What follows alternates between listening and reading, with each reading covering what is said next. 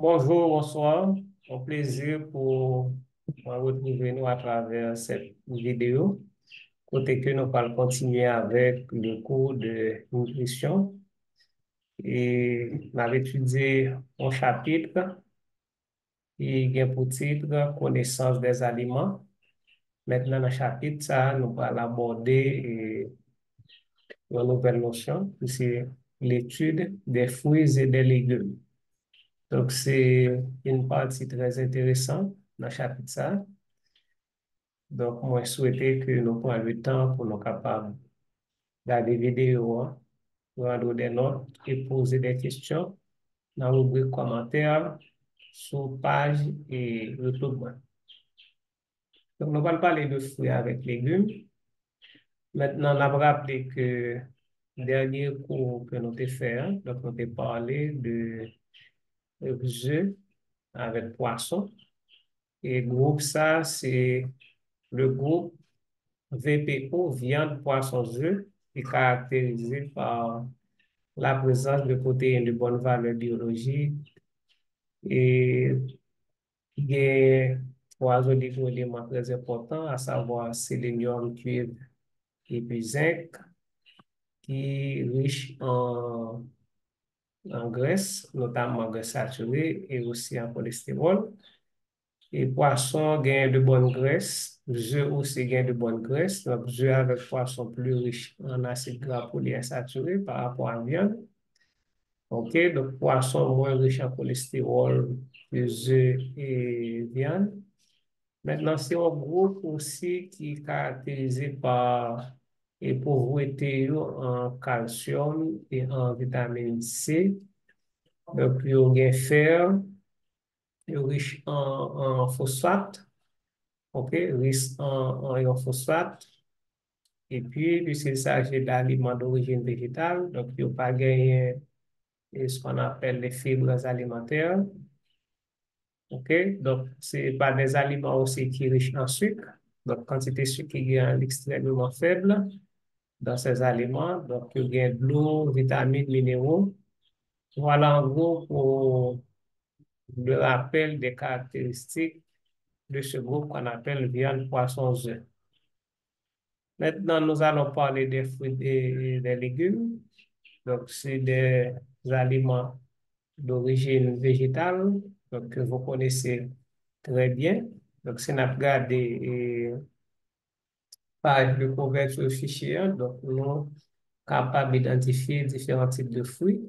Donc, nous avons un kiwi, il y a un fruit qui est plus riche en vitamine C. Donc, voici kiwi. OK, kiwi. Nous avons grenade. OK, il y a un fruit extrêmement intéressant et par rapport à les concentrations en antioxydants.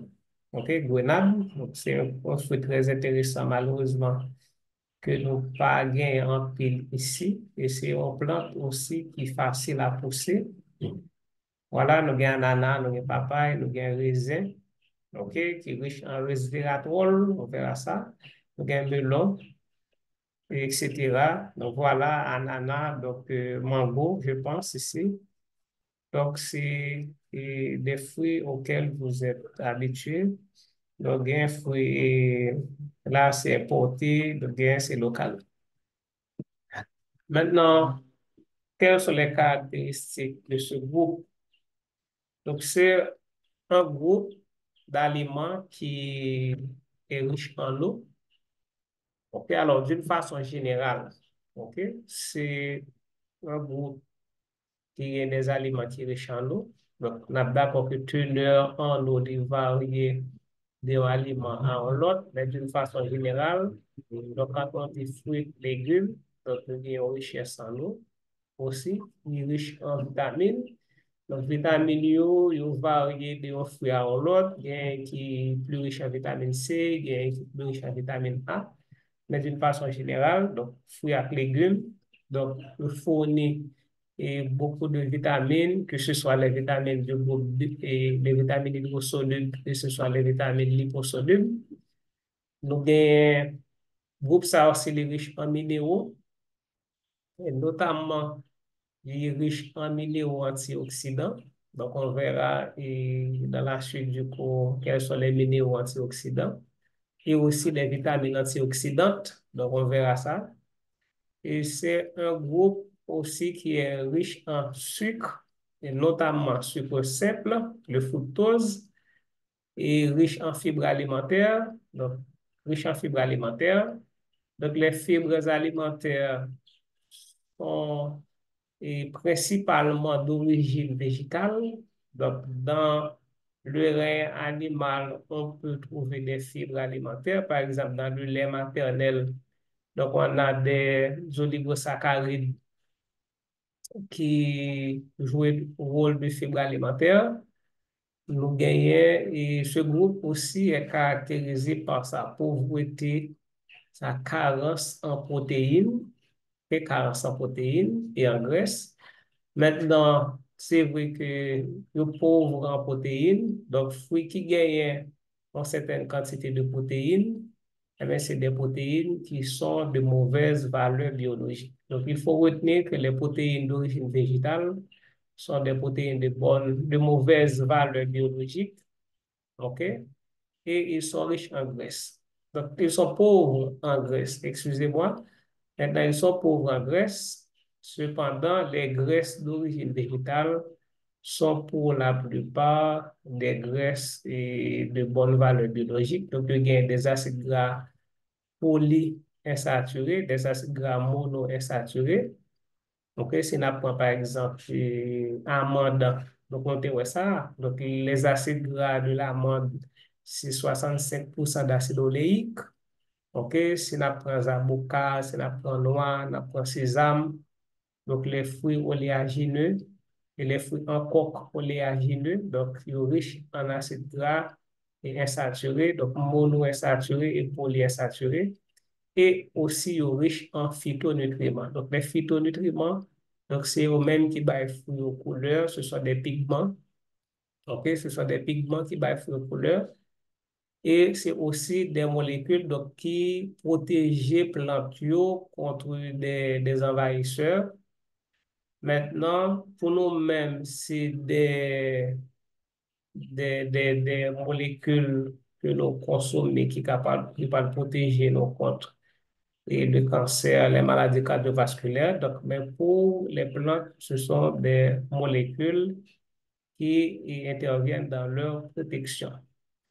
Donc, les fruits et les légumes sont peu énergétiques, OK, et nous gagnons un index glycémique bas. Alors, on verra à la fin du cours, c'est quoi l'index glycémique, OK, donc index glycémique là, donc pour certains c'est bas, pour d'autres fruits c'est un index glycémique moyen, OK, mais d'une façon générale, donc on peut dire que c'est un index glycémique qui, si vous voulez, on peut dire relativement bas.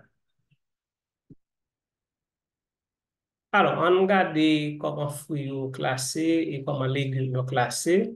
Donc, maintenant, la classification des fruits est basée non sur une classification botanique, mais sur la valeur nutritionnelle et des fruits. Donc, nous gagnons par exemple fruits à queue ou fruits frais ou fruits à jus. Donc, c'est ça qui est très riche en eau, 95% des fruits. Donc, qui est très riche en eau. Donc, vous voyez, haute teneur en eau. Donc, nous avons pommes, oranges, fraises, bananes, chadec, papaye, et kiwi, et mango, etc. Nous avons les fruits farineux ou amylacés, qui sont riches en amidon. OK, donc nous avons haute teneur en amidon, par exemple, nous avons l'âme véritable, nous avons la bapin, nous avons les fruits oléagineux qui sont riches en lipides, nous avons zabuka, nous avons olive. OK, donc ici, nous sommes capables de parler de bain d'olive. OK, bain d'olive, ça nous est le bain d'olive là, OK, qui est différent de l'olive européenne. Donc nous avons noix de coco, donc qui est riche en gras. Et puis, nous avons les fruits à coque. Les fruits à coque, donc pour la plupart, c'est des fruits oléagineux, donc qui gagnent une haute teneur en lipides également. Donc, nous avons amandes, nous avons pistaches, nous avons noix, etc.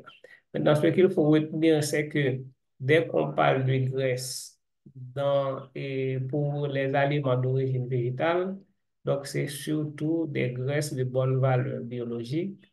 C'est des graisses riches en acides gras et insaturés ou encore acides gras et saturés à chaîne courte, OK? Donc, qui est très important pour l'organisme. D'une façon générale, donc, les bonnes graisses sont principalement d'origine végétale. Maintenant, en ce qui concerne les légumes, classification par Ewa, les mêmes, c'est une classification botanique, OK? Une classification qui est basée sur structure et plante là, et non sur la valeur nutritionnelle. Donc là, nous avons les légumes feuilles, épinards, croissants, pieds. Pieds, c'est ça, nous les coupiers. OK? C'est un légume extrêmement intéressant. Je crois avoir lu quelque part que c'est un légume qui est riche en oméga 3. OK? Nous avons l'étude. Donc, il y a une étude qui a été réalisée par une université américaine ou chinoise qui avait conclu que l'étude, donc, c'est un aliment qui est plus sain. Donc, nous avons les légumes racines, carottes, navets, radis, légumes fleurs, chou-fleur, brocoli. Brocoli, donc, c'est une plante légume qui a un pile antioxydant. OK, très intéressant, brocoli. Donc, légumes fruits, donc, il y a tomates, poivrons, aubergines, mirliton, etc. Légumes bulbes, poireaux, ail, oignons, échalotes. Donc, ça, c'est la famille des Aliacées. Donc, c'est une famille extrêmement intéressante sur le plan nutritionnel. OK? Donc, il y a les légumes petits, donc il y a céleri, asperges, cœur de palmier. Donc, on va connaître si nous mangeons cœur de palmier. Moi, beaucoup manger, mais par contre, donc, moi, monde qui prend dans palmis et puis pour faire légumes avec. Et nous avons légumes tal ou champignons. Donc voilà pour la classification botanique des légumes. Maintenant, par contre, si nous voyons ça, et il y a un bagage moi on prend pour faire légumes, et je connais le popo de banane. Donc, le banane, le pied banane, il fait banane. Donc, nous, ouais, régime banane, il est terminé par une sorte de structure, on dirait que c'est des fleurs. Donc, fleurs, ça, yo utilisé pour faire légumes. Moi, je connais le popo de banane. Peut-être que ma chercher sur Internet la montrer nous, popo de banane, même pas qu'on est peut-être bon la caille nous. Ouais, donc, il utilisé pour faire légumes. Donc, on paquet d'autres feuilles que utiliser pour légumes. Donc, pensez, nous avons un peu l'alternative en termes de légumes. Et une feuille que nous consommons en pile, c'est liane panier, et comme légumes. Et nous gagnons ben d'olive, feuille ben d'olive. Donc, feuille ben d'olive, là, il n'y a pas longtemps que en pile monde connaît le bon. Moi, ça fait longtemps que ma mangé, je suis de cabaret, cabaret gain ben d'olive. Donc, depuis une école normale vers les années 2002, et dès qu'on est ben d'olive, c'était bon. Et depuis mal cabaret, donc, toujours, et les acheter, que je mettais la manger. Parce que je connais que c'est un légume qui est extrêmement bon. Donc, je vous encourage à manger ben d'olive. Et avantage qu'il y a avec ben d'olive là, donc presque toute partie de la ben d'olive là, donc pour capable d'utiliser. OK, maintenant, lorsque nous avons classé aliments, donc si nous sommes classification et tripartite ça, qui gagne les aliments bâtisseurs ou constructeurs, c'est ça qui est riche en protéines, les aliments et protecteurs. Donc, dans cette catégorie, nous mettons fruits avec légumes. Et puis, il y a les aliments énergétiques, côté que nous avons ça qui est riche en amidon avec lipides. Mais il faut dire qu'il n'y a pas une frontière nette entre ces trois catégories. Donc, certains aliments peuvent être dans deux catégories. Par exemple, si nous prenons les légumineuses, ça nous les pois. Donc, les pois sont riches en protéines. Il est vrai que c'est des protéines de mauvaise valeur biologique, mais c'est des protéines. Et aussi, ils sont très riches en amidon. Vous voyez, ils sont à la fois, ils sont riches en graisse aussi. Donc, ils sont à la fois des aliments protecteurs et des aliments énergétiques. Donc, il n'y a pas une frontière nette.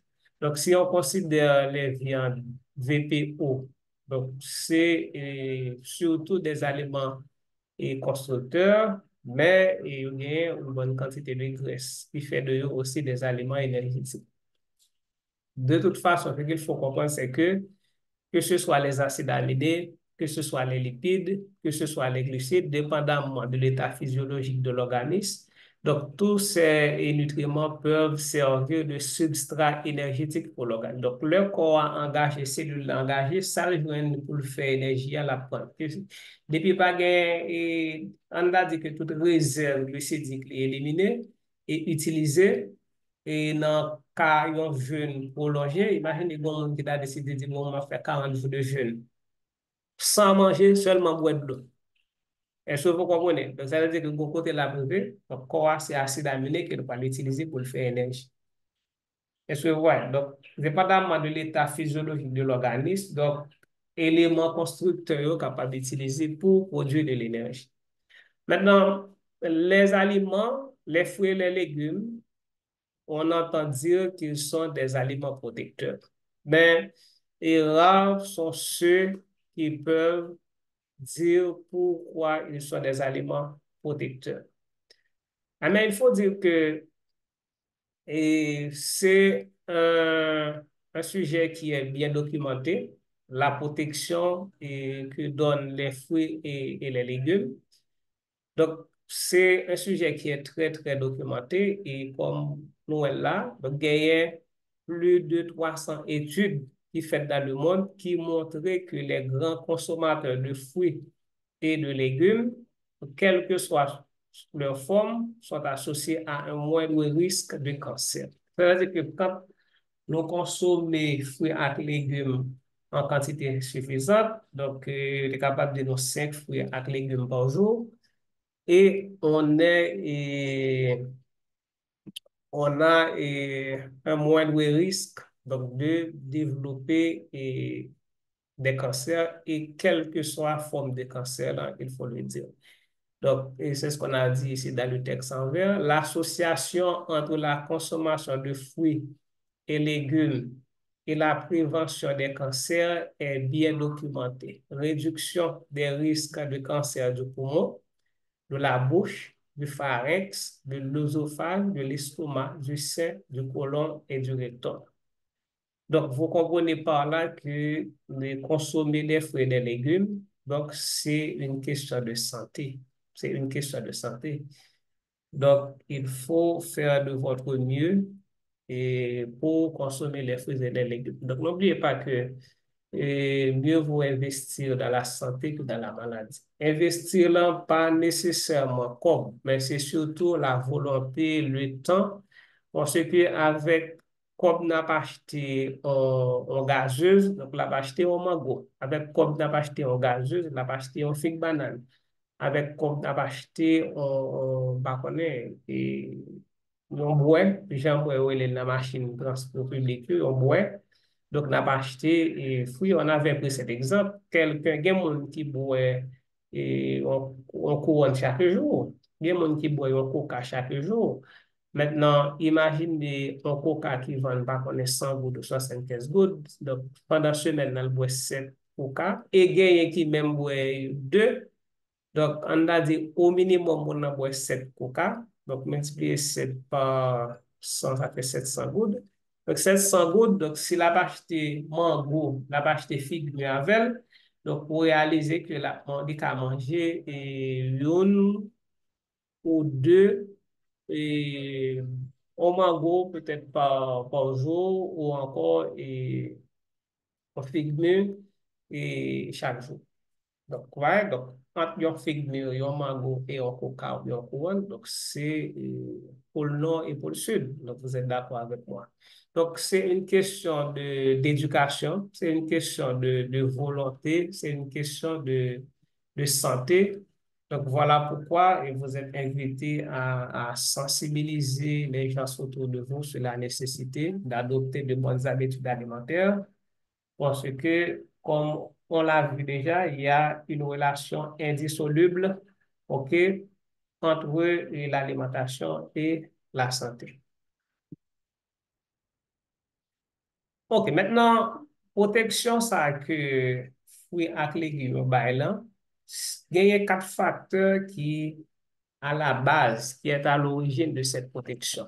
Donc, ces quatre facteurs, c'est d'abord les antioxydants qu'on trouve dans les fruits et les légumes. Donc, on a trois catégories d'antioxydants. On a les vitamines antioxydants, on a les oligoéléments antioxydants, on a les phytonutriments, OK, qui ne sont pas vraiment des nutriments et comme des nutriments qui vont être utilisés comme des matériaux de construction de l'organisme ou encore des substrats énergétiques, OK? Ce ne sont pas des nutriments au même titre que le glucose, que l'acide aminé, que l'acide gras, OK? Mais ce sont des nutriments et qui aide l'organisme donc, à lutter contre les effets délétères des radicaux libres. Donc, trois catégories d'antioxydants et que nous allons parler dans la suite du cours. Deuxième facteur qui fait que fruits et légumes, c'est des aliments protecteurs, c'est leur richesse en fibres alimentaires, y compris les prébiotiques. Donc, il y a des fibres alimentaires qui sont qualifiés de prébiotiques, c'est parce que donc eux-mêmes ils gagnent un effet bénéfique sur donc, la croissance et le fonctionnement de la flore intestinale. Donc, dès qu'on entend prébiotique, donc c'est des fibres alimentaires qui sont favorables donc, à la croissance et au développement de la flore intestinale. Donc, on verra ça dans la suite en détail. Donc là, nous avons deux catégories de fibres alimentaires. Donc, les fibres solubles. Dès qu'on parle de soluble, ici, c'est hydrosoluble, c'est soluble dans l'eau et insoluble dans l'eau. Ensuite, nous avons un troisième facteur, c'est les acides organiques. Donc, acide organique ici, il fait référence à acide carboxylique, R, liaison C, O, O, H. Et le plus souvent, acide c'est des acides dicarboxyliques ou encore tricarboxyliques comme acide citrique, ok, qui ont plusieurs fonctions acides carboxyliques. Et l'avantage de ces acides, c'est qu'ils sont liés le plus souvent au potassium. Et vous allez voir que donc, les fruits et les légumes sont riches en potassium. Les aliments d'origine végétale sont riches en potassium, donc potassium qui a un effet hypotenseur, l'ami du cœur, alors que les aliments d'origine animale sont riches en sodium. Ouais, donc maintenant, il faut, et voilà pourquoi il faut toujours associer donc, les aliments d'origine animale avec des aliments d'origine végétale. C'est comme si, à un certain niveau complémentaire, parce que donc, si on a mangé aliments d'origine animale, donc on apprend pile sodium et on sait bien quels sont les effets néfastes du sodium sur l'organisme. Et puis, dernier facteur qui fait que fruits et légumes, c'est des aliments protecteurs, c'est leur faible index glycémique. Donc, on verra et dans la suite du cours, c'est quoi l'index glycémique. Donc, index glycémique, là, nous avons traité non seulement dans la partie ça, mais nous avons traité aussi dans le prochain chapitre, qui c'est les glucides complexes, côté que nous parlons aliments, amylacées, nous parlons les vivres alimentaires, nous parlons les céréales, nous parlons les légumineuses. Donc, à ce moment, nous allons parler de sucres complexes et nous allons retourner encore avec index glycémique et nous profiter pour nous parler également de charge glycémique. Donc, pour nous voir la différence et comment nous sommes capables d'interpréter dans le cadre alimentation. Maintenant, on regarde chaque facteur ça en détail. Donc, les antioxydants, anti-contre-oxydants. Donc, les antioxydants, c'est en fait des molécules qui permettent des nutriments qui permettent à qu'on lutter contre le vieillissement, le cancer, les maladies cardiovasculaires, en neutralisant les fameux radicaux libres résultant de la réaction de l'oxygène avec d'autres substances. Maintenant, il faut dire que l'oxygène, c'est une molécule indispensable à la vie. Il n'y a pas à sortir de là. Donc, on a vu que l'oxygène, c'est une molécule indispensable à la vie. En même temps, cet oxygène, au cours du métabolisme, eh bien, peut produire des espèces donc, réactives oxygénées. Ouais, espèces réactives oxygénées qui sont des radicaux libres. Par exemple, OH avec un électron célibataire. Est-ce que vous voyez? Donc, maintenant, ces radicaux libres qui sont caractérisés, donc c'est des espèces chimiques qui gagnent un électron célibataire.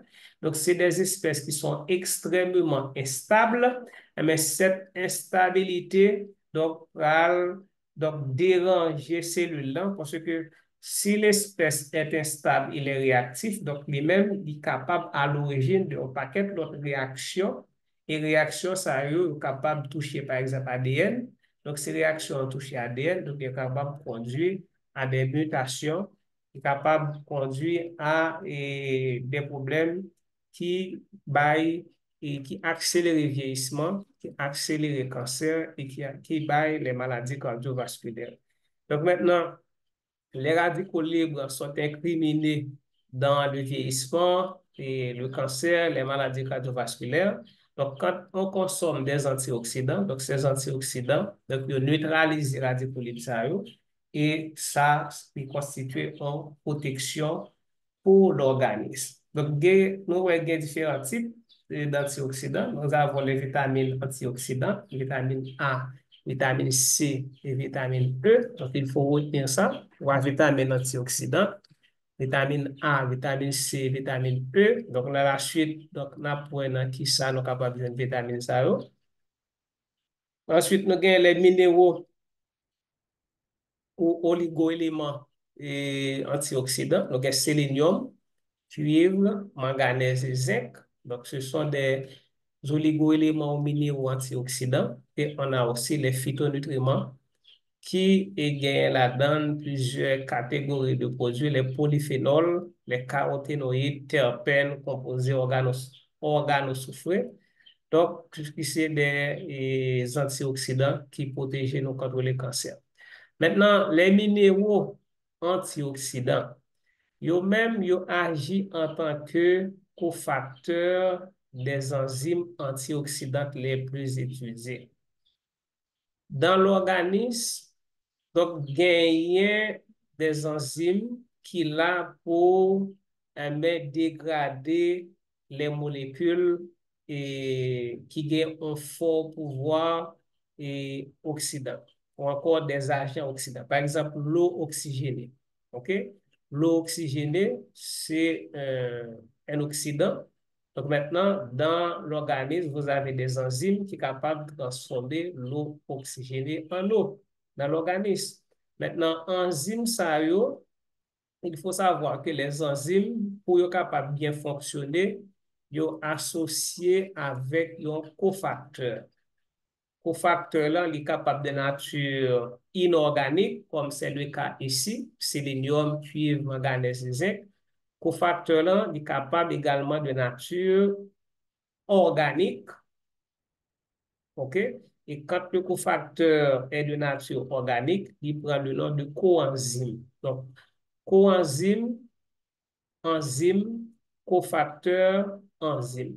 Donc, maintenant, dans ces enzymes-là, par exemple, la superoxydismutase, la catalase, la glutathion peroxydase, la glutathion réductase, la glutathion S-transférase, ce sont des enzymes antioxydants qui participent dans la neutralisation d'agents oxydants formés dans l'organisme. Eh bien, en dans enzyme sa yo, dans structure enzyme sa yo, ou ap jwen yon nan minéraux sa yo qui là et qui participe aux réactions d'oxydoréduction. Maintenant, nous gagnons vitamine A dans plante qui est capable d'exister soit sous forme de bêta-carotène. Donc, bêta-carotène, c'est un précurseur de vitamine A. Soit nous jouons bêta-carotène ou bien nous jouons vitamine A. OK? Donc, par exemple, nous avons carottes, nous avons papaye, nous avons avocat, abricot, épinards, laitue, melon, tomate. Donc, c'est des sources de vitamine A. Vitamine E, nous jouons surtout dans les fruits qui ont graisse. Par exemple, nous avons l'huile de germe de blé, noisette, amande, l'huile d'olive, avocat, nous avons épinards. Et puis là, ils présentent nous les 10 meilleures sources de vitamine C. Donc, nous avons cassis, poivron rouge, kiwi, que nous gagnons dans la page de couverture fichier, fraises, orange, brocoli, voilà un légume qui gagne et qui parmi les 10 meilleures sources de vitamine C. Nous gagnons un autre légume encore qui est en deuxième position. Nous gagnons ananas, fruits de Bruxelles, pamplemousse rose, chou-fleur. Donc là, on pourrait ajouter par exemple cerise et goyave, ok, qui est riche également en vitamine C. Voilà, et pour les sources des antioxydants et des vitamines antioxydantes, donc je vous convie, chers étudiants, donc, à consommer donc, des aliments riches en antioxydants de manière à prévenir les cancers, le vieillissement prématuré et maladies cardiovasculaires. En ce qui concerne les minéraux antioxydants, donc nous avons un sélénium que nous jouons dans le noix, lentilles, poivron rouge, levure de bière, et nous avons dans le jus également, ok? Levure de bière. Donc, nous avons dans jus, zinc, noix, lentilles, cacao, pain complet, jus. OK, donc voilà. Donc, si nous mangeons jus, donc nous avons faire le plat de sélénium avec zinc. Donc, on me dit nous ça, si vous êtes bien portant, donc nous sommes capables de manger un œuf chaque jour. OK? Un œuf chaque jour. L'œuf, c'est un super aliment. C'est quelque chose qu'il faut donner aux enfants, qu'il faut consommer si on n'est pas et on n'a pas de problème d'hypercholestérolémie. Donc, c'est un super aliment. Donc, il faut consommer des œufs que ce soit bah, on est pays ou bien ça nous joint là. Donc, si nous sommes capables de manger ce pays, c'est mieux. Mais tant pour ne pas manger du tout, donc ça qui saute, c'est dommage ou bien ça on fait ici à partir de pour l'étranger. Donc, il faut faire en sorte que nous consommions des œufs chaque jour. Manganèse, nous avons ananas, épinards, fruits, thé vert, noix, amandes. Et oui, amande, il y a manganèse et probablement tout et l'autre fruit qui est dans la même famille avec amande, je suppose qu'il y a manganèse et comme pistache et ça encore. Et voilà, donc nous avons cuivre, donc les noix et les graines. Alors, je vais continuer de remarquer ça. Donc, cuivre, nous avons sélénium, zinc, cuivre, gain dans la noix, noix cajou, les graines, les légumineuses, ainsi que les produits céréaliers complets. Donc, voilà, donc vous avez les sources, donc c'est à vous de vous arranger pour que nous soyons capables de joindre l'élément ça ou non alimentation non, pour protéger nous contre mais le cancer. Alors, maintenant, on va parler des phytonutriments. Donc, on a vu les, les antioxydants. On a étudié antioxydants, donc on a déjà vu les vitamines, les minéraux. Maintenant, on va parler de phytonutriments. Alors, les phytonutriments, ce sont des pigments. Ok? Donc, c'est des molécules qui, à la base de saveur, de couleur, fouillot, et même, ils participent dans la texture également. Ce sont des produits d'origine végétale. OK? D'ailleurs, phyto, ouais, phyto, c'est plante. OK? Donc maintenant, ils sont des éléments protecteurs naturellement présents dans la partie végétale de notre alimentation, la partie végétale de notre alimentation. Quand on dit partie végétale de notre alimentation, c'est-à-dire les crudités, donc légumes que nous manger, donc fruits, légumes, céréales, etc. Donc, yo même, yo bay fruit yo, ak légumes yo, couleur yo, texture yo, goût yo, et yo jouent un rôle important dans les stratégies de défense des plantes. Donc, plantes yo produit yo pour défense par yo, mais nous-mêmes, nous consommons yo. Donc, vous comprenez que ça qui peut être poison pour l'autre, mais pour nous, c'est aliment. Donc, ces molécules-là dont on va parler, les phytonutriments, donc c'est des moyens de défense pour les végétaux, mais nous utilisons comme moyen de protection pour nous-mêmes. Donc, qui ça et phytonutriments ça fait sur l'organisme, donc ils ont des effets bénéfiques sur notre santé et notre bien-être et contribuent à la prévention de certaines maladies. Par ailleurs, plus nous avançons en âge, plus nos besoins en phytonutriments augmentent. Bon, justement, parce que plus le système de protection nous défaillant, donc c'est plus nos besoins de protection. Donc voilà pourquoi donc les personnes âgées, donc je supposé et gagner une alimentation, donc fruits avec légumes, donc en quantité suffisante. Donc nous allons voir quelques catégories. Donc, nous gagnons d'abord les polyphénols. Polyphénol, c'est vrai, polyphénol. Donc, phénol, donc là, nous, c'est un cycle benzénique qui est lié à au moins un groupement OH. OK? Donc là, on nous présente plusieurs catégories de noyaux phénoliques. Donc, nous avons phénol, nous avons catéchol, résorcinol, hydroquinone, et pyrogalol, fluoglycinol, ok? Tout ça, c'est des noyaux phénoliques que nous pouvons joindre en dans et polyphénol. Donc, les polyphénols sont des pigments et hydrosolubles, donc ils contribuent à bailler couleur aux végétaux. Donc, polyphénols, nous sommes capables de subdiviser en deux catégories. Donc, nous avons les flavonoïdes et les non-flavonoïdes. C'est-à-dire qu'il y a des polyphénols flavonoïdes et des polyphénols non flavonoïdes. Alors, dans flavonoïdes, il faut nous flavone. Donc, flavone, OK? Donc, flavone, par exemple, riboflavine, flavine. Donc, c'est dans la structure, ça, ou probablement, nous parlons que gagner des atomes d'azote qui intercalés par des carbones et puis qui liés par des doubles liaisons. OK? Maintenant, flavonoïdes, ils ont une gamme de couleurs donc, qui varie de rouge à ultraviolet en passant par le jaune. Donc, nous avons plusieurs catégories de flavonoïdes là, sous-catégories. Nous avons flavone, flavonol, anthocyanidine, et nous avons isoflavone, nous avons flavonone, catéchine.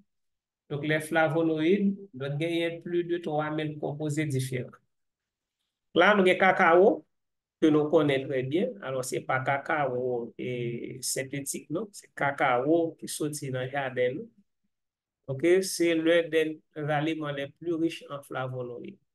D'ailleurs, cacao, c'est, c'est un super aliment pour moi. C'est un super aliment. Donc, c'est riche en flavonoïdes, c'est riche en potassium, c'est riche en bonne graisse, magnésium, OK, et riche en minéraux. Le seul problème, si cacao gagne, c'est sa richesse en oxalate. Oxalate, là, c'est un acide dicarboxylique qui a deux atomes de carbone. Donc, c'est un facteur antinutritionnel. Et s'il rencontre avec fer, il rencontre avec calcium, la séquestrer, vient faire qu'il n'est pas disponible pour l'organisme. Mais à part ça, donc, c'est un aliment très intéressant et il faut, il est très délicieux aussi. Voilà, donc moi, j'aime chocolat, mais c'est cacao local. C'est pas poudre de cacao qui sortit de domaine ou de l'autre côté. Donc, c'est cacao local, le nofel, donc nous graisse dans le donc c'est un aliment très délicieux. Les anthocyanes, Donc, eux-mêmes, c'est des aliments qui ont des couleurs bleu-violette. On apprend ça dans la suite. OK, donc nous avons haricots rouges, nous avons quinoa, nous avons banane, nous avons grenade. En plus, fois, ce qu'il faut comprendre, c'est que la couleur, c'est le résultat d'une combinaison de plusieurs facteurs. OK? Donc, nous sommes capables de demander, que ça, par exemple, on fait épinard, comment c'est vieilli et il devient jaune. Dans un premier temps, il était vert et au fur et à mesure qu'elle a vieilli, il est devenu jaune. Mais c'est parce que le a un chlorophylle là, qui était en plus grande proportion, qui était caché pigment jaune là. Mais avec le temps, la chaleur, le chlorophylle là dégradé, et puis on a là, il vient laisser place à pigment jaune. Donc, vous comprenez que dans les feuilles, il n'y a pas que chlorophylle, il y a chlorophylle, il y a aussi d'autres pigments jaunes, par exemple lutéine, OK? On va bien lutéine. Donc, le plus souvent, couleur, c'est une combinaison de plusieurs pigments qui va couleur. Et puis, comme polyphénol non flavonoïde, nous avons resveratrol, kembe non ça, resveratrol, nous avons acide phénolique, nous avons lignane. Maintenant, resveratrol, donc dès qu'on parle de raisin, on parle du vin. Donc là, si on a parlé de protection, donc il faut faire appel à resveratrol. Donc c'est le fameux polyphénol et du raisin. Les amis, j'ai des raisons. OK, donc on a corrigé pour moi. Accord raisin, donc surtout raisin rouge là. Donc du vin rouge, donc c'est riche en resveratrol. Donc vous comprenez que c'est vrai que du vin est riche en alors, il y a alcool. Alors, c'est pas riche en alcool. Ça va dépendre de pourcentage. Capable 6 et 12, on est peut-être jusqu'à 20%. Mais pas à l'abuser du vin sous prétexte qu'il est riche en resveratrol. Il y a aussi alcool, non? Alcool éthylique qui, c'est une molécule qui est capable de nuire à la santé. Donc, la modération, c'est le principe qu'il faut appliquer en matière d'alimentation. OK, donc on regarde pour les caroténoïdes. Donc les caroténoïdes, contrairement aux polyphénols, sont des pigments liposolubles, c'est-à-dire qui sont solubles dans les graisses. OK, donc il y a plus de 600 composés, alors que pour les polyphénols, c'est plus de 3000. Donc parmi les caroténoïdes, on note la lycopène, bêta-carotène, lutéine, zeaxanthine, etc. Donc là, nous avons quelques aliments qui sont riches en produits ça. Nous avons brocoli, carottes, épinards, pastèques, et tomates, et oranges, chadettes, et poivrons rouges. OK, il y a un pile et caroténoïdes. Donc là, si nous regardons les oranges pour compte li, yo dénombré dans les oranges pour compte li 200 phytochimiques ou phytonutriments. Donc, il y a 60 flavonoïdes, 40 liminoïdes, 20 caroténoïdes, etc. Donc, l'orange, c'est un aliment extrêmement riche en molécules protectrices. C'est notre fruit préféré, les oranges. Donc, malheureusement, et avec la situation du pays, donc nous presque pas aux oranges, et décembre, dans ce passé là, donc nous presque pas ouais, et puis ça qui gagne petit ou extrêmement cher. Donc, nous avons oranges et mango. Donc, mes fruits préférés, c'est les oranges, mango. Est-ce que bon, l'autre encore, je rappeler le nom, les oranges, mango. Donc, deux ça, et c'est mes fruits préférés. Ensuite, nous gagnons les terpènes. Donc, terpènes, ça eux-mêmes, ce sont des molécules odorantes qui donnent aux plantes, aux fleurs et aux arbres leur vaste éventail de parfums. Le, par exemple, et, ou pile épices. Ok, on va piler épices. Ça veut dire que y a de bonne odeur qui a dégagé. L'on prend des feuilles, par exemple, on va faire thé, il y a de bonne odeur qui a dégagé. Donc, c'est lié aux terpènes et les terpènes, pour la plupart, sont des antioxydants. OK? Sont des antioxydants. Donc, ce qui est une nourriture pour l'un est un poison pour l'autre. Donc, et par exemple, nous, avec des phytochimiques, pour nous, c'est de la nourriture, mais pour d'autres animaux qui pourraient manger plantes là, donc c'est un poison. OK? Donc, c'est des molécules qui plantes là et produit pour être capable de défendre tête li contre les herbivores. On regarde quelques couleurs. Donc là, nous avons rouge. La couleur rouge, donc c'est lycopène. Donc là, qui est aliment que nous avons, qui est riche en lycopène, nous avons tomate, papaye, pamplemousse, melon, cerise, framboise, etc. Donc, qui est bail en protection contre le cancer de la prostate. Maintenant, tomate, et, quand il est consommé cuit, donc il est plus intéressant que cru. OK? Parce que quand la tomate est cuite, donc là, lycopène est mieux absorbé. OK? Donc, quand la tomate est cuite, donc là, lycopène est mieux absorbé. OK? Bon, ça va dépendre donc, de qui aliment pour gagner. Par exemple, si c'est tomate, effectivement, on est capable de cuire, mais par contre, sur les cerises, on est capable de faire confiture avec cerise, mais melon, c'est pas évident, et confiture avec fraise. Donc, on peut toujours alterner donc, les modes de consommation. OK? Mais ce qu'il faut retenir ici, c'est que quand, et surtout la tomate est cuite, donc la lycopène est mieux absorbée. Nous avons les aliments blancs, bruns, et qui gagnent un pile allicine, donc freiner le développement du cancer, diminuer l'incidence d'infection. Nous avons l'ail, oignon, échalote, poireau, donc les légumes bulbes. OK, donc c'est une famille extrêmement intéressante, je vous l'avais dit. Donc, c'est la famille des Aliacées qui est riche, vraiment riche en phytonutriments, riche en nutriments et protecteur. Donc, je vous encourage à donc, utiliser ces aliments, ok, ces légumes, donc, pour préparer vos plats. Donc là, nous avons tendance à remplacer par Maggi, par toutes sortes de sauces synthétiques, donc, cap by maladie. Donc, c'est vrai qu'il y a de plus en plus cher, mais il en vaut la peine parce que rien ne vaut la santé.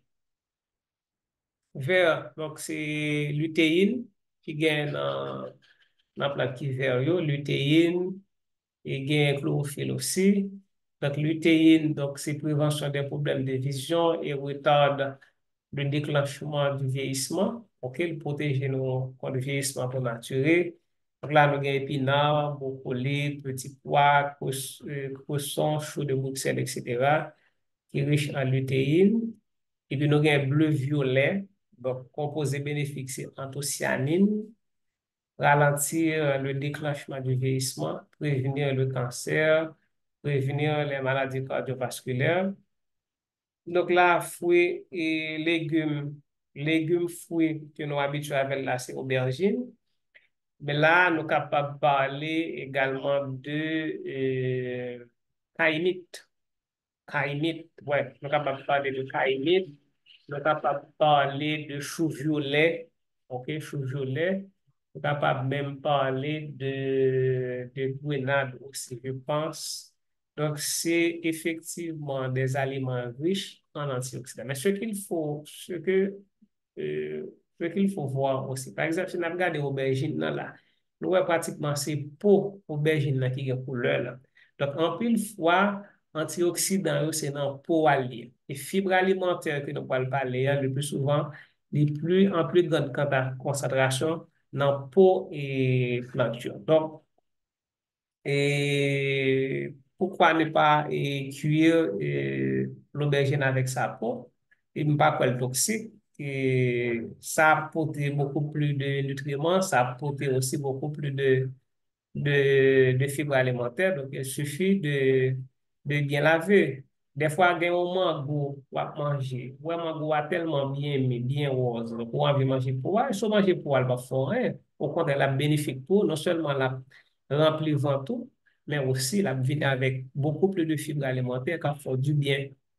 OK? Donc, gain fruit, le pas qu'à manger pour nous, mais gain tout, dépendamment de l'état mûrissement fruit, hein, comme nous sommes par l'exemple de la mangue, nous sommes capables de manger. Alors, cerise, quel est le problème? D'ailleurs, bon, restons là. Jaune orangé, donc composé bénéfique bêta-carotène, donc améliorer la vision, renforcer le système immunitaire. Donc, c'est donc précurseur de la vitamine A, donc important dans le développement normal des os, des dents et aussi de la peau. Donc là, nous avons carottes, nous avons patates douces, citrouille, courge d'hiver. Courge, c'est ça, nous relais et jumeaux. Oui, je crois que c'est ça. Ça, nous les jumeaux ici. Bon, l'autre, des aliments encore. Super aliments, jumeaux. Bon bagay. Donc, poivron jaune ou orangé, lait de l'eau, etc. Voilà. Maintenant, ce tableau qui gagne ce qu'on appelle l'indice ORAC des aliments. Et ça, indice ORAC, là, c'est capacité d'absorption des radicaux libres. Donc, ORAC, donc, nous, ouais, c'est en anglais lié. Donc, capacité d'absorption des radicaux libres. Donc, indice ORAC, là, il permet l'évaluation de la capacité antioxydante d'un aliment. Cela signifie que l'aliment agit contre les radicaux libres produits par l'organisme en les absorbant ou en les neutralisant. Donc maintenant, à votre grand étonnement, nous voyons que c'est clou de girofle qui gagne l'indice le plus élevé. OK? Donc, clou de girofle, donc, c'est un ingrédient de choix dans votre alimentation. Donc, le pas à faire manger pour pas gagner girofle. Et pour ceux qui ont l'habitude donc, de sortir avec de l'eau, donc, il est important pour nous ajouter quelques clous de girofle dans de l'eau que nous boit. Et l'ail aussi, donc, ça, et à de nous. Donc, et alimenter quoi nous avec des nutriments. Et surtout, vous avez vu que donc, les polyphénols les polyphénols sont hydrosolubles. Donc, si les polyphénols sont hydrosolubles, donc cela signifie que si nous mettons clou de girofle dans de l'eau, donc il y a une possibilité pour que il y ait un transfert de polyphénol de girofle à l'eau. Donc, ça, c'est un moyen qui est capable de permettre que nous prenions des antioxydants.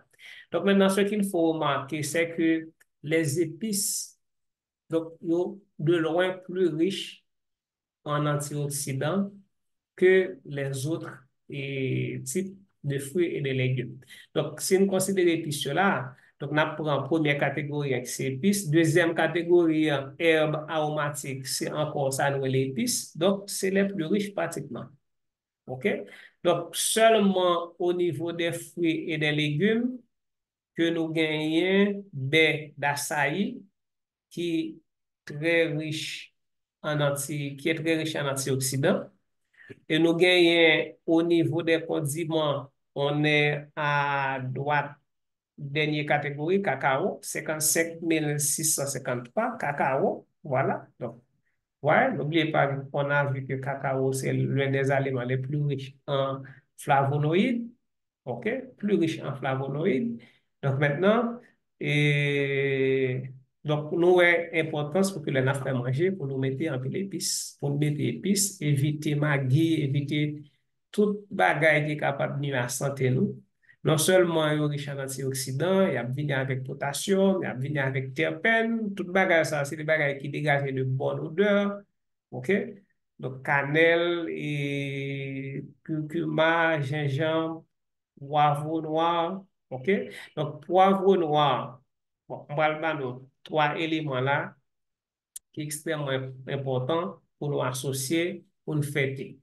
Nous avons un curcuma. Curcuma, c'est ça nous les safran ici. Nous avons gingembre et puis nous avons poivre noir. Donc, capable de faire un thé chaque jour, chaque soir, qui gagne un curcuma, pas mettre en pile, gingembre en plus grande quantité et puis quelques graines de poivre. Thé, ça, c'est un bon, ok?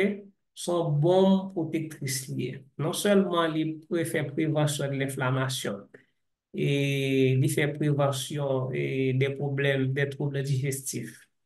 Mais aussi, c'est un bon anti-cancer. Donc, si nous associons poivre noir et curcuma avec gingembre, donc, nous comprenons ça.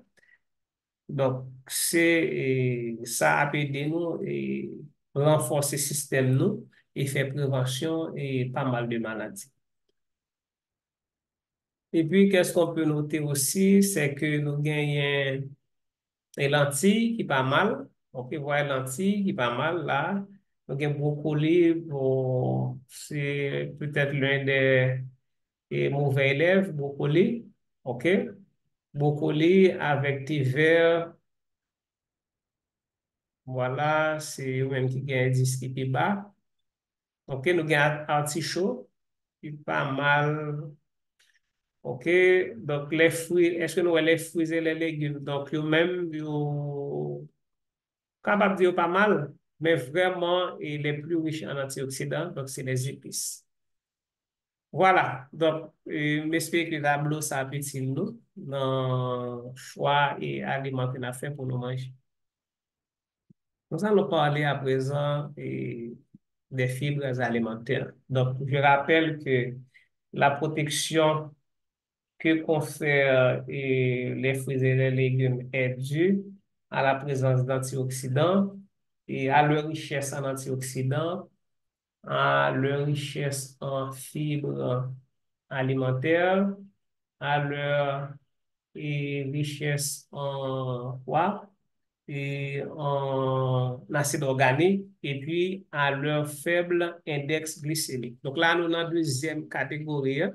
Donc on a terminé avec les antioxydants. Donc dans les antioxydants, nous avions parlé des vitamines antioxydantes A, C, E. Nous avons parlé des minéraux ou encore oligo-éléments antioxydants, sélénium, zinc, manganèse, cuivre. Nous avons parlé également des phyto et chimiques ou encore phytonutriments qui gagnent là-dedans plusieurs catégories. Donc, nous avons les polyphénols, les caroténoïdes, les terpènes, et voilà. Donc, nous avons dans chaque catégorie ça. Donc, différentes sous-catégories et puis associées avec des aliments. Maintenant, nous allons parler des fibres alimentaires. Donc, fibres alimentaires, donc, nous principalement joignent dans aliments d'origine et végétale. Donc, il y a une certaine quantité de fibres alimentaires dans le lait. Le lait, alors, il s'agit de lait maternel. Le lait maternel, donc, c'est un produit d'origine animale. Mais la plus grande majorité des fibres alimentaires d'origine végétale, et quel que soit ça nous manger qui sortit dans la plante, eh bien, il y a des fibres là-dedans. Maintenant, fibres qui ça caractérise, d'abord, il faut savoir que toute fibre alimentaire, c'est des sucres, ce qu'on appelle en biochimie des polysaccharides ou encore des glucides, à l'exception de lignine. Voilà, c'est ici, c'est précisé ici. C'est la seule fibre qui n'est pas d'origine glucidique. OK? Seule fibre qui pas constituée de sucre, mais c'est lignine. Et toute l'autre, c'est des polysaccharides. Maintenant, c'est des polysaccharides que qu'on n'est pas capable de digérer. Est-ce que nous là? Des polysaccharides que enzymes nous yo pas capable de dégrader. Ou du moins, nous pas des enzymes. Donc, s'il s'agit de polysaccharides, donc vous savez que les polysaccharides ce sont des polymères. Donc, les monomères sont liés entre eux par des liaisons glycosidiques.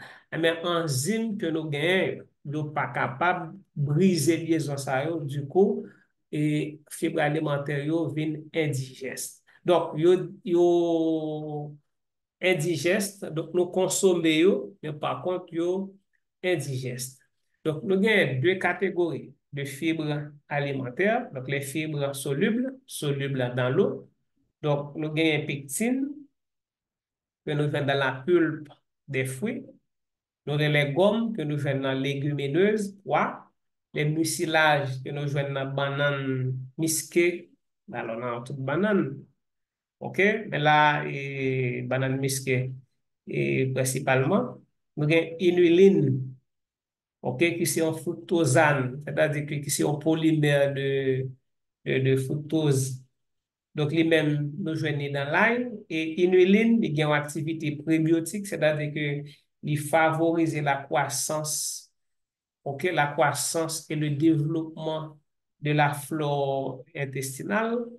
Nous avons les fructo-oligosaccharides, FOS, qui c'est aussi des fibres solubles, donc qui aussi gagne une activité prébiotique, c'est-à-dire qui agit sur la flore intestinale. L'autre catégorie, c'est des fibres insolubles dans l'eau, donc cellulose, OK? Que nous venons dans la paroi des cellules végétales, donc bois. Nous avons hémicellulose, nous avons lignine, seule fibre qui n'est pas d'origine glucidique, et bien nous avons amidon résistant ou rétrogradé. Donc, amidon, ce qu'il faut savoir que amidon, c'est un polysaccharide que l'organisme peut digérer. OK?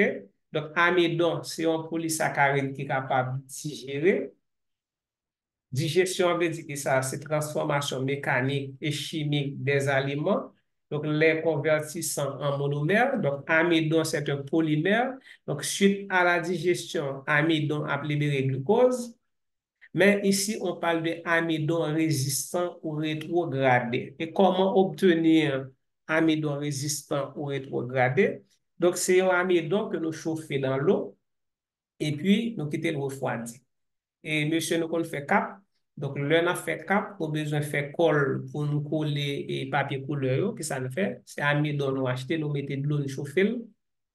Après ça, nous quitte le frais. Eh bien, il y a une faible portion de cet amidon qui est refroidi, qui devient indigeste. Donc, amidon, ça qui devient indigeste, eh bien, vous considérez comme une fibre insoluble. Alors là, l'important pour que moi ouvre une parenthèse très intéressante. Qui parenthèse li? Le plus souvent, nous quand des gens faire discussion à dire est-ce que qui ça qui est bon, est-ce que c'est manger chaud, à dire pas manger chaud, qui te manger en frais. Il faut savoir que quand manger en chaud, amidon, le n'a mangé, essentiellement, nous prenons amidon, c'est la manger en durée avec quoi? Si nous regardons bien après et dans la coutume, nous, donc 80% assiette là constitué d'amidon. Maintenant, le amidon en chauffé amène digérer beaucoup plus facile et par conséquent, et quantité sucre là a rentré non seulement en grande quantité dans le sang, ok, mais la rentrée rapide. Ok? Maintenant, si vous quittez manger ça, quitte amidon ça qui est chauffé, hein, OK? Dans du riz, hein, dans poids, ou qui te manger en refroidi, ou manger le refroidi, il est plus bon que le manger chaud. Parce que là, le amidon en refroidi, hein, amidon rétrogradé. OK? Donc, le rétrogradé, hein, il y a une portion là-dedans qui vient transformer en amidon résistant que le corps n'est pas capable de digérer.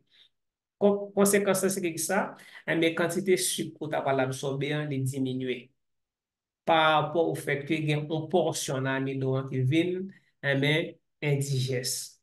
Donc, pour moi-même, il est préférable que on monde pour manger qui frais, qui est chaud, ensuite qui refroidi pour manger, parce que la plus bon, parce qu'il va diminuer sous quantité d'amidon qui va digérer et qui va le baisser.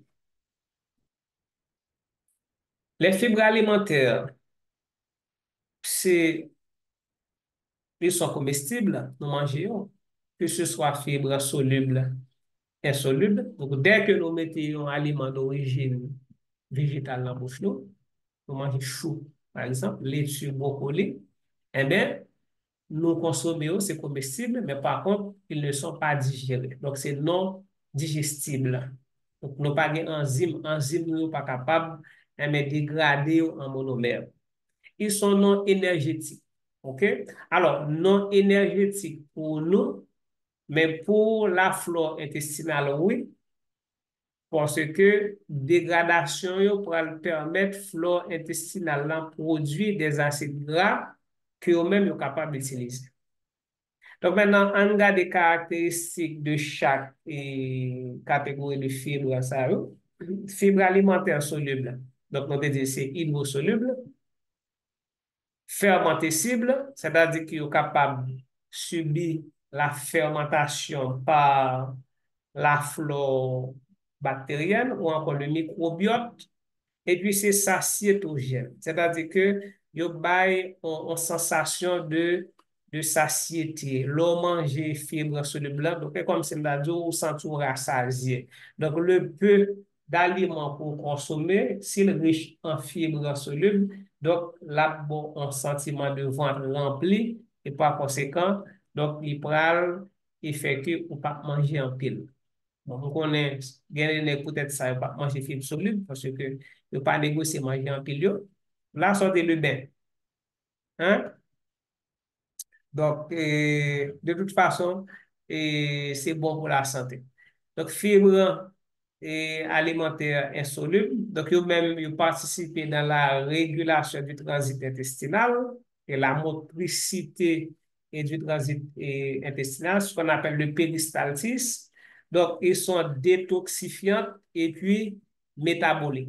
Ils participent également dans le métabolisme, donc des bactéries, des 1000 milliards de bactéries que nous trouvons au niveau du tube digestif. Donc là, dans ce tableau, on donne la différence entre les différents types de fibres. Donc, insolubles ne se mélangent pas à l'eau, mais vont agir comme une éponge et gonfler au contact de l'eau et favorisent la satiété et la régularité intestinale, prévient la constipation, ok, les fibres insolubles, donc prévient la constipation, et dans qui ça nous vient, grains entiers, légumes, chou-fleur, etc., fruits, noix, légumineuses, etc. Donc, fibres solubles, froment, forment un gel lorsque mélangé à l'eau. Donc, ralentissement de l'absorption des sucres et donc un contrôle du taux de sucre sanguin, diminue le cholestérol LDL, mauvais cholestérol, etc. Voilà, donc pour le tableau. Maintenant, ce tableau présente quelques aliments avec le teneur en fibres. Donc maintenant, si vous avez une portion de 30 grammes de son, son d'avoine ou bien son de blé. Donc, là, bien là-dedans, 10 à 20, 10 à 12 grammes de fibres alimentaires. Ainsi de suite. Donc, nous avons que Zabuka pas mal. OK, Zabuka. Donc, ça, c'est un offre que manger un peu les Zabuka. Bon, les Zabuka. OK, donc, graines de lin. OK, donc haricots et lentilles que vous mangez deux ou trois fois par semaine. Et lentilles surtout, donc pas mal en fibres alimentaires. Donc haricots très riches en fibres, lentilles très riches en fibres alimentaires, et riches en fer, aussi riches en protéines. Il est vrai que c'est des protéines de mauvaise valeur biologique. OK, donc mais c'est un très bon aliment, et lentilles. Alors, quels sont les bienfaits des fibres?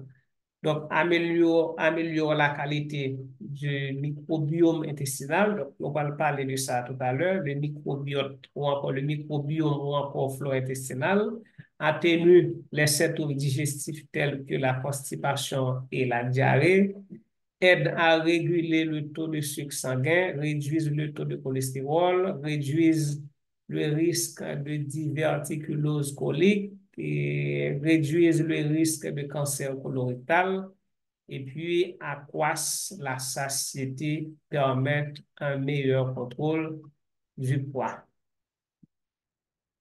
Ok, maintenant nous allons parler des fibres alimentaires en tant que prébiotiques. Ok, donc ça c'est deux termes qu'il faut savoir différencier, prébiotiques et probiotiques. On regarde qui ça veut dire. Les prébiotiques sont des glucides, des polysaccharides non assimilables. Ce sont des fibres alimentaires dont se servent les bactéries coliques pour leur croissance et leur activité métabolique. Mais par contre, les probiotiques représentent l'ensemble des bactéries trouvées dans le tube digestif. Donc, ces bactéries sont au nombre de 100 000 milliards et c'est ensemble de ces bactéries qui constituent ce qu'on appelle la flore intestinale ou le microbiote. Donc, microbiote, donc ces termes, ça, ils plus utilisé pour décrire ces bactéries qui hébergent notre tube digestif.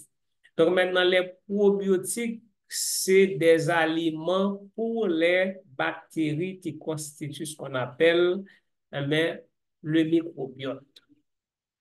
Maintenant, il faut savoir que ce microbiote joue un rôle extrêmement important dans la défense de l'organisme, dans la prévention de beaucoup de maladies. Vous voyez, Tibikos, je vais mettre la prochaine baie. Mettez, c'est parce que Tibikos, c'est un probiotique. Il est vrai que j'en ai la commercialisé ici. Il laisse nous croire que ce n'est pas un produit qui est important. Il est vrai que nous sommes capables de mettre en doute mode de préparation, conditions hygiéniques dans lesquelles il est préparé. Ici, façon la vendre dans boîte. Et le fait qu'il a pris le bon pour 1001 maladies, ça n'a pas retiré valeur produit ça. Donc, Tibikos, c'est un probiotique, ok? Donc, qui gagne là-dedans des bactéries et qui est constitué et ces mêmes bactéries ça, que nous joignons dans le flore intestinal. Donc, le antibiotiques, donc nous renforcer le système immunitaire. Nous renforcer le flore intestinal là, et les mêmes qui pourraient renforcer le système. Donc, ce microbiote représente la première ligne de défense immunitaire du système digestif et 60% de nos capacités de défense immunitaire sont représentées par le système immunitaire intestinal. On voit donc le microbiote, c'est donc une flore extrêmement importante pour l'organisme. Maintenant, il y a une façon que nous sommes capables de permettre que le microbiote ait bien fonctionné, c'est manger beaucoup de fruits et de légumes. Lors de manger fruits et légumes, eh bien, nous nourrit tête nous, mais nous nourrit également de microbiote, les 1000 milliards de bactéries. Et quand yo même yo bien nourri, donc yo nan un bon équilibre. Donc, ou qui sont faits ou et participer à créer un bon profil de bactéries. OK? Donc, pour favoriser une flore de fermentation par rapport à une flore de putréfaction. Donc, l'équilibre du microbiote s'appelle eubiose. OK? Le déséquilibre du microbiote s'appelle dysbiose. Donc, eubiose, c'est les mêmes qui vont pour vous. Lorsque flore là, microbiote là, il est en bon équilibre, il a un bon profil, il a bien fonctionné, et bien, il protège contre et beaucoup de maladies, que ce soit des infections, que ce soit cancer colorectal, que ce soit prise de poids. Donc, microbiote joue un rôle important. Et c'est peut-être ça tout qui fait que moun yo ap di que tuberculose bon pour certaines maladies. Parce que quand pile maladie que nous souffrons qui est liée à un mauvais fonctionnement de microbiote. Nous pas réaliser ça. Donc, il y a pile maladie que nous souffrons, c'est tout simplement le microbiote là qui a mal fonctionné. Maintenant, les dernières informations dans ça, par leurs effets prébiotiques, les fibres participent à maintenir un bon profil de flore et favorisent la flore de fermentation par rapport à la flore de putréfaction. Donc, les une putréfaction. Donc, ouais, et donc c'est pourriture, donc déchets. En nous regarde, donc le microbiote assure plusieurs fonctions vitales qui ça donc, nous gagnons bon fonctionnement du système immunitaire, protection vis-à-vis des micro-organismes pathogènes, neutralisation des toxines produites par les germes et responsables d'infection intestinale. OK, infection intestinale.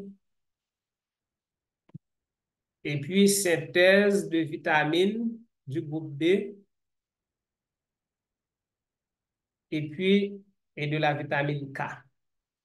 Donc, on regarde à côté de euh, euh, inuline avec force que nous avons dit précédemment qui c'est prébiotique, qui ça encore, nous gagnons transgalacto oligosaccharide TOS, nous gagnons galacto oligosaccharide et GOS, va mettre la GOS, nous gagnons xylo oligosaccharide ZOS, sont des prébiotiques.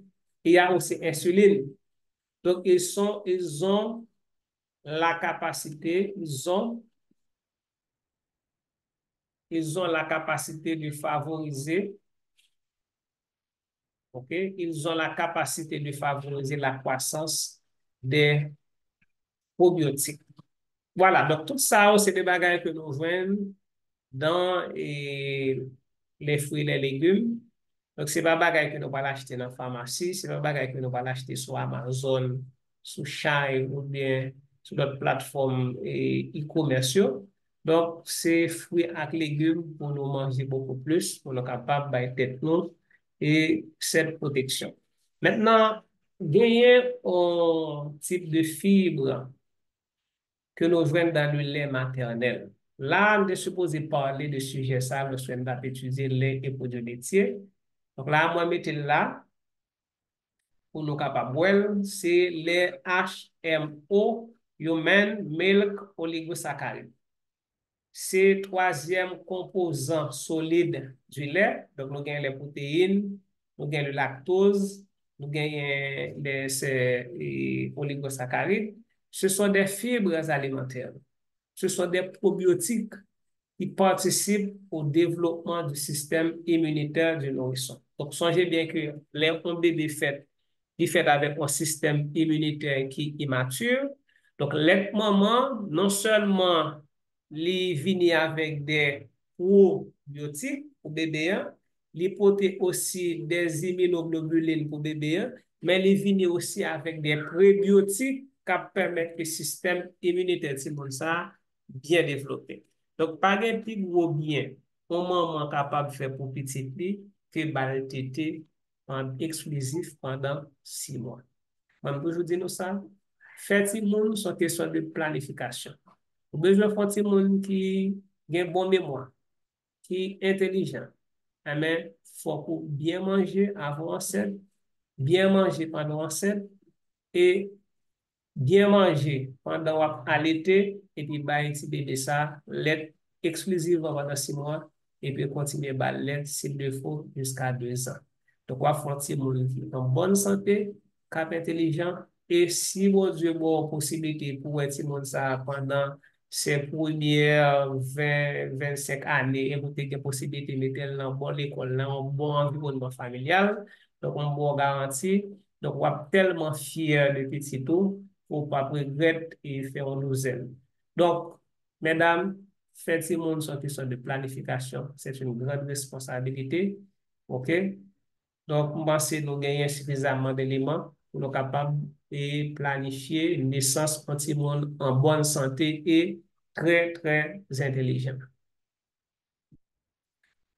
Maintenant, fibre alimentaire, là, nous manger, qui ça ou devenir dans pour nous? Ah, mais yo fermenté par les bactéries. Donc, fermentation, ça les conduit à la production d'acide gras à chaîne courte. Par exemple, acide acétique, acide propionique, acide butyrique. Acide butyrique, il intervient dans la prévention des cancers colorectaux. Acide propionique lui-même, il intervient dans la prévention de surpoids. Et puis, il y a des gaz aussi, gaz carbonique, dihydrogène, méthane. Donc, voilà, et devenir des fibres alimentaires dans l'organisme. Donc, acide acétique, donc ces acides à chaîne courte, donc, ils sont capables soit éliminés dans les selles, ou bien utilisés par les bactéries, ou bien réabsorbés côté qu'ils vont l'utiliser au niveau du foie. Donc, quels sont nos besoins en fibres alimentaires? Donc, c'est 25 à 30 grammes par jour. Donc, maintenant, 25 à 30 grammes, ça, donc, faut qu'il y ait 50% de fibres solubles et 50% de fibres insoluble pour que il capable de gagner un effet sol. Donc, pas oublier que c'est pas le fait que vous mangez fibre, je veux dire là, que ça a gagné un impact positif. Donc, c'est une alimentation régulière et répétitive, OK? Ouais, une alimentation régulière et répétitive des fibres cap et bah, au résultat qu'on besoin. Donc, régulière, c'est chaque jour, répétitive, donc c'est à chaque repas, donc pour capable de faire les résultats escomptés. Donc, c'est vrai que nous sommes parlé du bon côté des fibres, mais il faut savoir que dans les fibres alimentaires, il y a de mauvais côtés aussi, comme pour tous les autres aliments, et surtout si on prend en excès. Donc maintenant, il faut savoir qu'une alimentation pauvre en fibres donc, est capable de conduire à une atrophie de la muqueuse intestinale. Une alimentation riche en fibres, mais elle est même capable de prolifération de la muqueuse intestinale. Maintenant, nature et quantité de fibres qu'on consomme, hein, donc il est capable de des inconforts digestifs, donc surtout quand on est en bonne santé. Donc, nous avons douleur, ballonnement, flatulence, diarrhée. OK? Et il faut savoir aussi que et pas manger fibre, donc capable de constipation. Maintenant, il y a une pile maladie qui est associée à une consommation insuffisante de fibres. Donc, il y a diverticulose, syndrome de l'intestin irritable, syndrome de l'intestin irritable, ou colopathie fonctionnelle, maladie de Crohn, rectocolite hémorragique, cancer colorectal. Voilà à quoi nous sommes exposés quand notre alimentation est pauvre en fibres alimentaires. Troisième élément, c'est les acides organiques, acide citrique, 3 fonctions acide carboxylique, acide glutamique, 2 fonctions acide carboxylique, acide oxalique, il y a 2 carbones, 2 fonctions acide carboxylique. Ouais, donc c'est des acides ditricarboxyliques. Nous avons les acides maliques, citriques, tartriques et succiniques favorisent l'absorption des cations divalents, valence 2, comme le fer, magnésium, le cuivre, le zinc et le calcium. Mais par contre, acide oxalique, c'est un facteur antinutritionnel qui ça le fait lui-même, les limiter l'absorption. Il faut savoir que le café est riche en oxalate. Chocolat, cacao riche en oxalate, des crucifères riches en oxalate. Donc, nous avons chadec, 66% d'acide organique dans la pulpe. Ouais, chadec, c'est 66% d'acide organique dans la pulpe. Maintenant, ce qui est intéressant, c'est que l'acide organique, ça est associé avec le potassium. Donc, plus vous avez d'acide organique, c'est plus vous avez de potassium. Donc, c'est pourquoi, donc, fruits, donc, yo pote en pile potassium qui a pour carrer l'effet négatif du sodium. Et puis, il va alcaliniser le sang, donc empêchant l'acidose métabolique. Donc maintenant, en parlant d'alcalinité ou encore d'acidose métabolique, donc on a développé ce qu'on appelle indice de Pral, donc qui classait les aliments en fonction de leur pouvoir alcalinisant ou acidifiant. Donc, nous avons les valeurs négatives, c'est pour les aliments alcalinisants, alors que les valeurs positives, c'est pour les aliments acidifiants. Donc, il est démontré que plus l'aliment est riche plus notre alimentation est riche ou plus notre alimentation est alcalinisante, donc plus elle est favorable à la santé. Et vous allez vous rendre compte que aliments qui alcalinisent, c'est des aliments d'origine végétale. Maintenant, le citron, c'est un aliment alcalinisant. Nous allons dire citron est acide, non. Et le citron, il a un caractère acide, mais par contre, il est riche en acide organique qui peut alcaliniser et sans alcaliniser l'urine. OK? Donc, c'est la richesse en acide et organique. OK? Ce n'est pas acide inorganique, non, c'est acide organique. Donc, qui peut et un effet alcalinisant ça. Donc, voyez, donc, non, fortement alcalinisant, qu'est-ce qu'on a? On a vu brocoli, nous avons piment, nous avons poireau, nous avons poivron, et qui sont encore, etc. Ouais. Ensuite, nous avons les fruits et les légumes. Après ça, on a les céréales, voyez, pain, blé, et pois, etc. Et puis, qui ça nous tombe? Donc, ça, c'est aliments alcalinisants à gauche. Et puis, faiblement acidifiant, nous avons lait, probablement nous avons café là, bah, on a les boissons. Après ça, on a œufs, viande. Et puis, fortement acidifiant, qui ça nous gagne? Nous avons gâteau, nous avons toutes sortes de cookies, donc des bagages ça, que nous aimons en pile, mais qui est pas trop bon pour la santé. Donc, si nous songeons bien dans la pyramide alimentaire, éléments ça en lait, c'est-à-dire que c'est eux même soit pour nous éviter ou bien manger en petite quantité. OK, maintenant, pour terminer avec le cours, donc on va parler de l'index glycémique, le dernier facteur là. Donc, index glycémique, là, qui s'allie, c'est le pouvoir hyperglycémien d'un aliment. C'est-à-dire capacité d'un aliment gain pour augmenter le taux de sucre sanguin. Donc, maintenant, l'hyper et l'index glycémique, lui permettent pour classer les aliments riches en sucre. Nous pas parler d'index glycémique pour les viandes, les poissons, non. Nous parlons d'index glycémique pour les fruits, les légumes et puis les céréales et tout l'autre aliment qui est riche en glucides. Est-ce que nous là? Donc, qui ça index glycémique la mesurer? C'est le pouvoir glycémien d'un aliment, c'est-à-dire sa capacité à libérer donc une certaine quantité de glucose après sa digestion. Donc, c'est sous ça tout que vous basez pour parler de sucre en absorption rapide et sucre en absorption lente. Donc, plus l'index est élevé, donc plus le sucre sera absorbé rapidement et c'est là ça sucre pas bon. Donc maintenant, index glycémique là, il est classé dans trois catégories. Donc on a des aliments à faible index glycémique, donc 55 et moins. Donc c'est au même qui plus bon pour la santé, notamment pour les diabétiques. OK? Index glycémique moyen entre 56 et 69, et puis index glycémique élevé 70 et plus.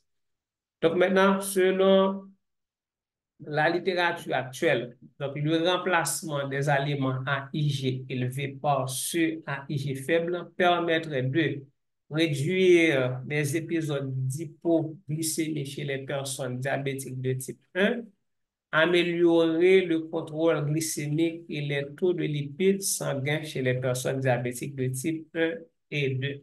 Donc, l'index glycémique, c'est vraiment un critère qu'il faut considérer dans le choix des aliments à base de sucre. Que ce soit pour le diabétique, c'est encore plus important pour le diabétique qui doit gérer sa glycémie, mais c'est aussi important pour nous qui ne sommes pas diabétiques pour nous capables de faire prévention diabète. Est-ce que vous comprenez? Donc, nous-mêmes qui en bonne santé, nous fait prévention diabète et diabétique là même qui ça l'a fait, l'a éviter coma diabétique, l'a éviter complications de son diabète. Donc, il doit connaître élément ça que nous l'index glycémique. Donc, il n'y a pas que l'index glycémique, il y a la charge glycémique aussi.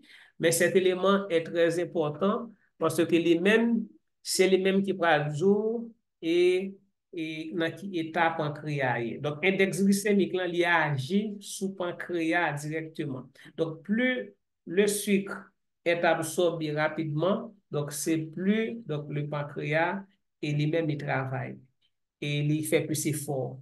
Donc, pour pouvoir arriver au côté, si vous prenez l'habitude à manger des aliments à index glycémique élevé, et mais bon côté ou privé, donc pancréas tellement travaille la peine défaillant et par conséquent, on va tomber dans un problème et diabétique. Donc, qu'est-ce qu'on dit là?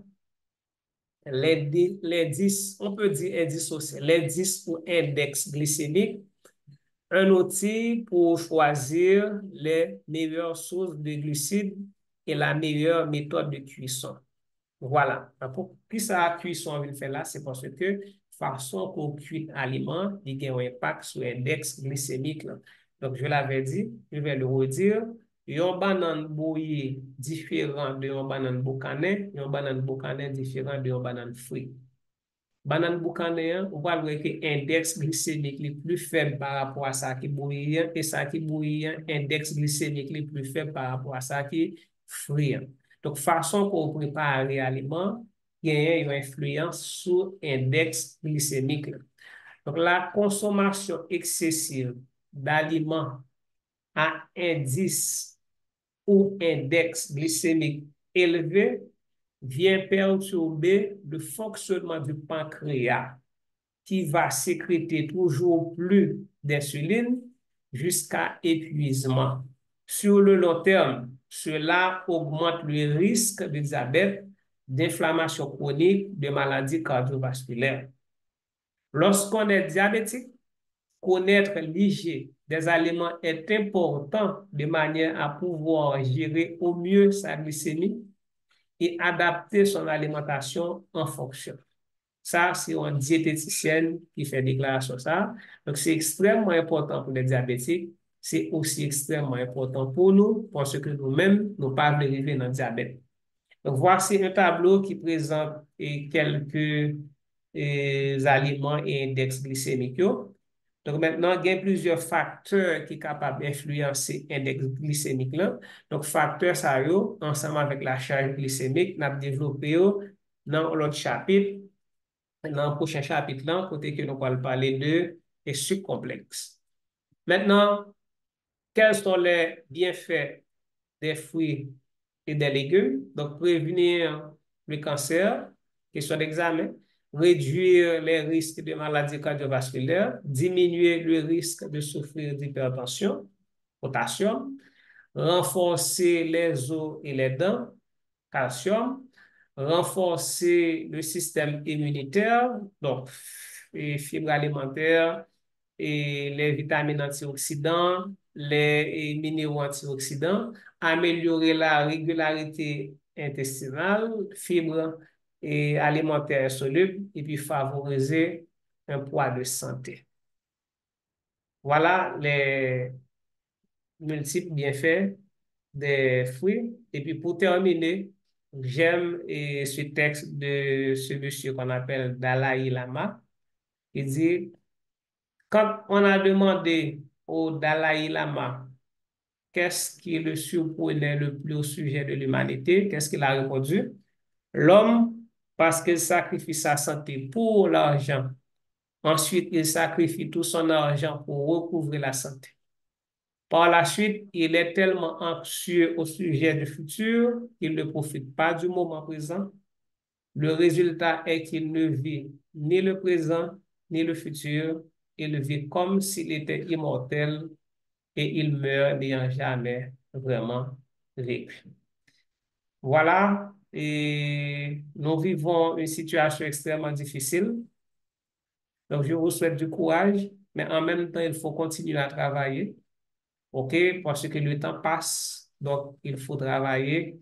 Donc, vidéo, ça me fait pour nous. Donc, là, nous avons une étape psychologique qui est capable de permettre nous garder et puis j'attends vos réactions sur la rubrique commentaires de ma chaîne YouTube. À la prochaine.